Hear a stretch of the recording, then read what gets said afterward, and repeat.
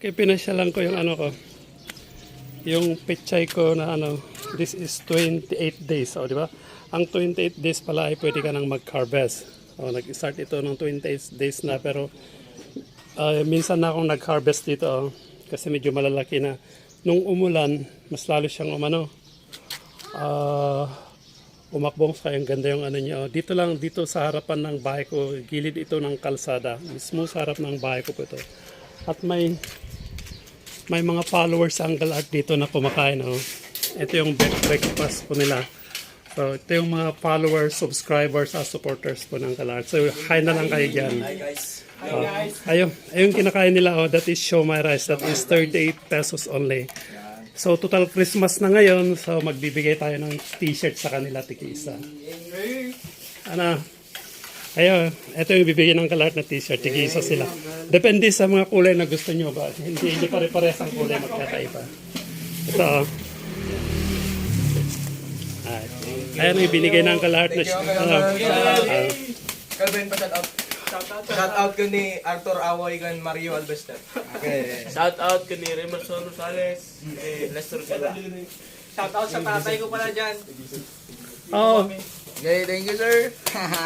Ayun, nabigyan natin sila ng, ito yung third batch na nabigyan natin ng mga t-shirt nila. Ito, walang walang print lang. Hindi ko pinag-print kasi kulang yung oras na pagpapaprintan ko doon. Busy sila, kaya maganda naman at plain para magamit-gamit yan. Yung size lang, eksakto lang, pang large lang, wala yung XL kasi Chop chop. nagpalitan sila. So, bali 6 na kulay yung yung nabili ko lahat yan. So salamat sa patuloy yung pagsuporta kay Uncle Art.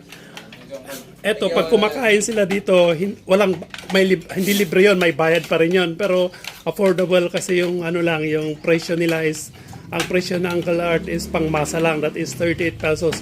May fried rice na, may siomai na, may juice, I know. May sausawa na. Yung juice sa kanila yun, bibili nila. Pero mura pa rin yung juice ko, At masarap pa. Oo, saan ka pa? Saan ka pa? Yan. Dito ka na. Once a week, sila, nagdadagsaan dito ang mga ito. Ewan ko kung saan isko lang mga ito. Basta nakikita ko palagi sila dito, once a week lang na kumakain. Kung hindi man sa breakfast, sa hapon. Di ba na? Gabi. Minsan sa gabi, dito sila magdi-dinner. Di ba? Siomai pa rin. Kasi dito nakakonsentrate sa Uncle Art yung yung siomai niya. Kung anong kinikita ng Uncle Art sa siomai niya, yan din ang ibinibigay niya sa mga supporters niya.